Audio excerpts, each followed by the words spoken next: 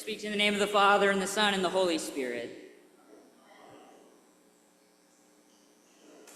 Before I begin, I bring you greetings, Cathedral of St. Andrew, from a different St. Andrew's in Cincinnati, Ohio, from the Honorable Tyrone K. Yates, Senior Warden, Rick Williams, Junior Warden, and from our vestry. Ho'omakau.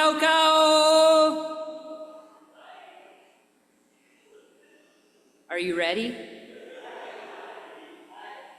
This is the typical way that we begin a mele or a hula in Hawaii, and the response, as some of you know, is I. Yes. Yes, I'm ready. A mele, besides being the first part of Mele Kaliki Maka, Merry Christmas, is the Hawaiian word for a song or a chant. And on this day, as we prepare to lay our Tutu to her final rest with Grat Daddy at last, I move to preach to you about the mele of your soul. Now, there are three particular things that I want to focus on because I don't want us to be here all day. The first is a mele may use many symbols, but it usually has one overarching theme or puana. Second, if your life is a mele, fear may tempt you to change the theme of your song. And third, every mele has a final verse. I want to suggest to you today that God has placed a mele inside each of our souls, a secret chord made for each one of us that only can be sung by each. And in God's wisdom, God has provided us with examples of people so in tune with the beautiful sound that permeates the universe that if you sing your mele in harmony with them, the beauty in the end will surpass all of your understanding. And you will know that there is nothing in all of creation that can separate you from the love of God, not even death. So let's begin. Before queen became a colloquial term for anyone that you were trying to build up, yes, queen. In Hawaii, we had powerful kings and queens. Our last sovereign monarch, Queen Liliuokalani, was a gifted poet, storyteller, and songwriter. She wrote about 200 mele in her lifetime. Her most famous, of course, was Aloha Oi, which she wrote in 1877 while returning from a dinner party to Honolulu.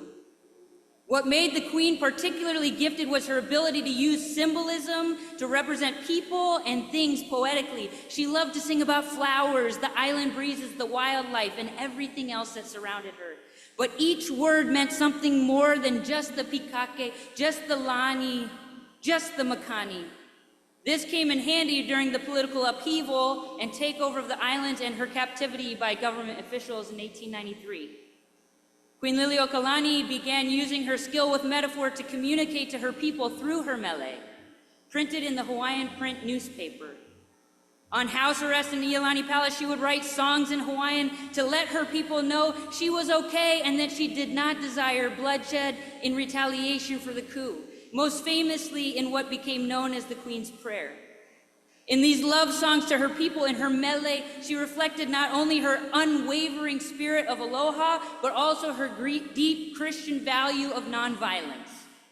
She teaches us to be strong and just in the face of injustice, as Jesus taught us in the lead up to his own crucifixion. The refrain common to both, forgive them. Her mele in harmony with the one who created and then became part of that creation. Queen Liliuokalani's witness also shows us the power of having a strong and faithful mele to sing even when, and maybe especially when, we face the hardest times. Because she was separated from everything that she had ever known. And yet, she held firm with authenticity. She did not change her song when many facing her same circumstances might have chosen a different path. Which leads to our second insight. Fear may tempt you to change your mele. The Apostle Paul tells us that we did not receive a spirit of slavery to fall back into fear, and then he promises that nothing in all of creation can separate us from the love of God. Now, I don't know about you, but over the past few months since we lost our Tutu, and over this past week, as I've felt anew the weight of people and things lost to time, I've been wrestling with this idea of separation and what it has to do with fear. As I've reflected on my own feelings of separation, it has occurred to me that it might be one of the scariest things that we face as human beings on an emotional level. When we are young, we look for our mother in the grocery store, but all we find are strangers because we wandered a little bit too far and we got lost. We cry and we wail until our mother finds us and soothes us with a warm embrace. As we get older, we go to school and we have to take the first step on a journey toward independence. We begin to separate from the beauty of childhood. We leave for college or trade school, or we set out on our own. We get married or we move along down our own path, seeking to find ourselves. We come home and things have changed. We have changed. In adulthood, we each begin to fashion our own identities. We pick up some new things, we keep some of the old, and maybe we find that along the way, separation has also included a divide in how we each think about the world, and so we may feel separated from those who we love. We learn over time that there are some places that we cannot go back to, not the way they were, though we long for them desperately, and that feels like a separation. Maybe it's a childhood home that is no longer really ours, and we feel untethered from a place where roots were planted. Or places as simple as a 2-story Burger King that have been replaced as the world continues to turn in our absence. And then there is the great separation, what C.S. Lewis called the great divorce, the separation that comes through death, where we have to say goodbye to people and things that were once our center of gravity. Tutu knew this kind of separation very well. Our granddaddy, Father Claude to most of you, passed away in 1997, and for almost 30 years, our Tutu lived with this great separation. It became a part of her song. But despite the loss, her theme never changed, and the love never faded. Until her last day, Tutu was still talking story, telling about her Claude and what she always called our ministry. Our ministry, not his ministry, our ministry. The last time I was with her in person this past year, we were sitting in her living room at the cottage.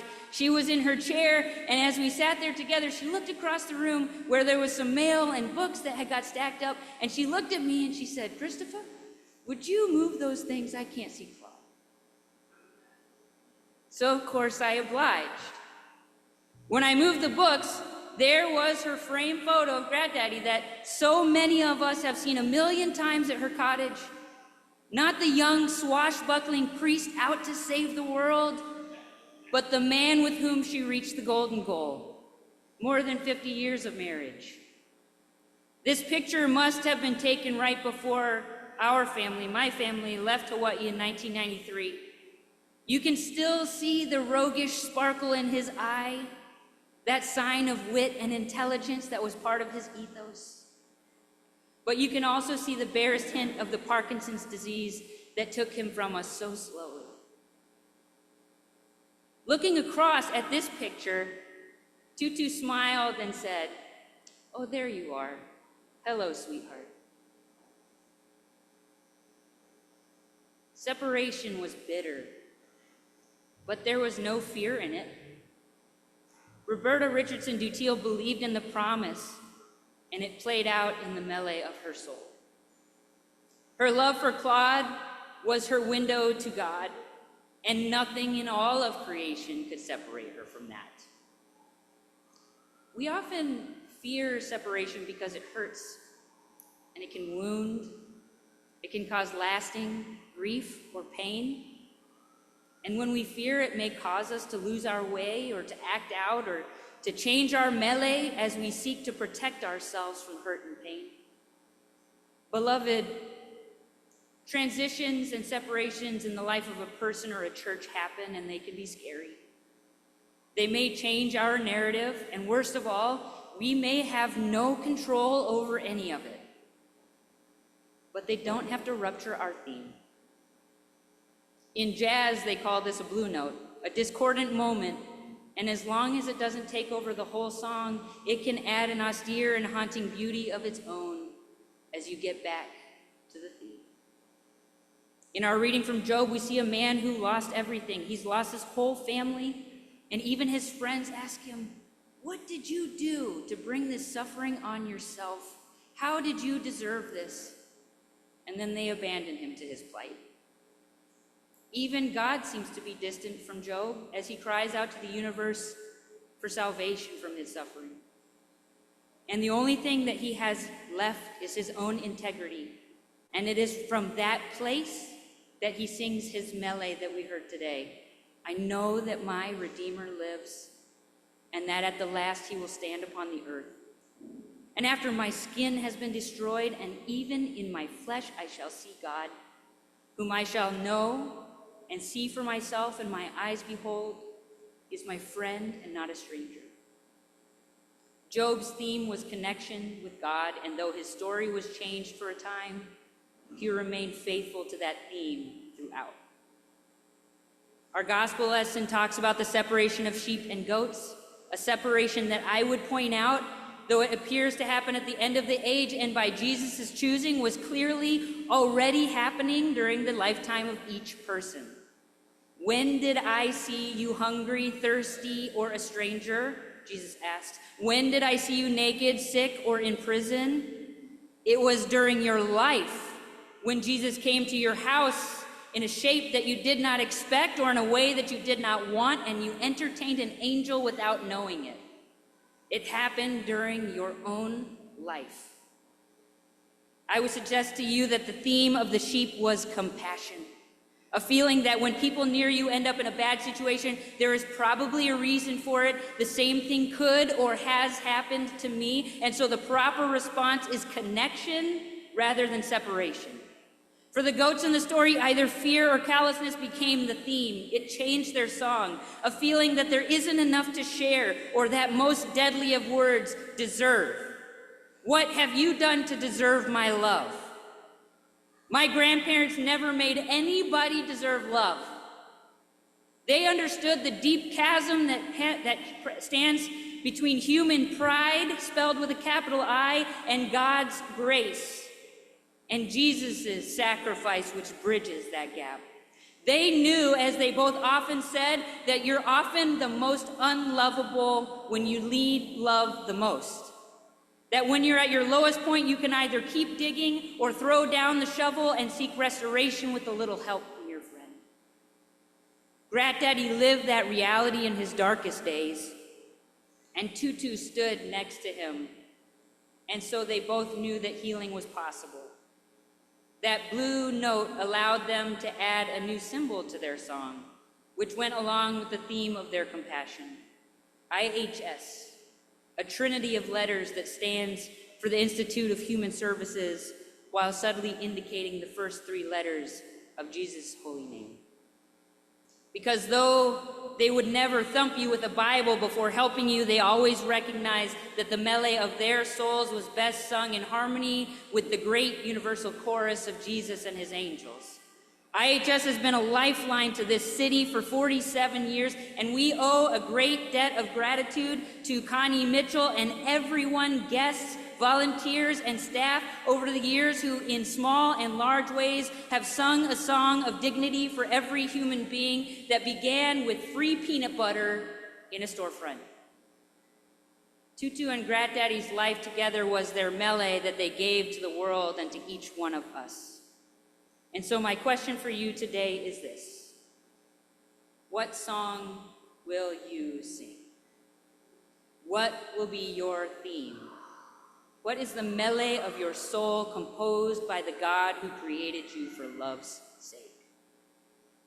If you find yourself in a place in your journey where you are committed to Jesus and his way, continue your journey with a new and renewed spiritual imagination, knowing that his promise has released you from slavery to fear. You will do great things if you keep Jesus' love close to you. If you find yourself in a more tenuous relationship with faith, let me encourage you to always be a seeker. Find one theme in Jesus' life that makes sense to you and see if his way and his life teaches you something new and true, something that resonates with something you've always felt deep in your heart. And here's the secret. When you get away from the noise and really meet Jesus, whether it converts you or not, you will find a friend for life. So we have seen that a mele, a song, can have symbols, but usually has one theme. We can see how fear can tempt us to change our theme, which means now the final piece. Every mele has a final verse. It has become customary in many Hawaiian songs that the last verse goes something like this. Ha'ina ia mai, ana kapu ana. What it means is something like this. Go back to the beginning. Repeat the refrain. Repeat the theme. In some ways, it's like saying, that song was so good, I want to hear it again. To me, this means that no matter what happened through the course of the song, the ups, the downs, the good days, the bad, the times we succeeded and our accomplishments satisfied and delighted us, the times that we failed and realized our dependence on God alone, the days when we clearly felt purpose and passion for our theme, and the days when we let it slip through our fingers. If it was a good song, well sung, it's worth learning and it's worth repeating. Roberta and Claude DuTeil's lives were never just about peanut butter or a wind beneath wings or sermons and soup or even Ku'ukama Street. Those were the symbols of a life well lived. In the end, the importance of our mele is that our refrain will echo through eternity. During their lives, my Tutu and Granddaddy each heard the mele of Jesus and they said to themselves, that was so good. I want to see if I can sing it that way. And they did. They sang with majesty, and it was probably the only song that Claude DuTeil ever sang in key. And so can you. So can you. You can sing the mele of your soul. Because our resurrection hope is at the end of our lives, God will say to each one of us, to me, to you, that song was so good. Could you repeat the refrain for me here? Will you set aside fear and separation? Are you ready to join the chorus of holy, holy, holy, and add the secret chord that I gave you in symphony with the great mele of creation, with a queen, a tutu, a peanut butter minister, and the carpenter who fashioned them all? Beloved, I wish you strength for the journey, and I have one final question. Ho'oma kau kau! He lani kila makekea.